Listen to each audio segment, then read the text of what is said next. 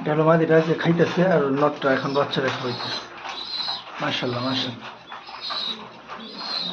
আলহামদুলিল্লাহ। এদের দুইটা বাচ্চা কখনো ছোট করা হয় না। ওদের যতবার বাচ্চা করাইলাম আমি, দুইটা বাচ্চা ওরা একদম সম্মান করে আর মোটা তাজা করে বের করে। বাচ্চা দেখেন, বাচ্চার গ্রোথ, মানে গ্রোথ দেখলে তো বুঝতে পারছেন যে আসলে কি অবস্থা। আসলে এটা আমার অনেক একটা লক্ষ্মী একটা জোড়া।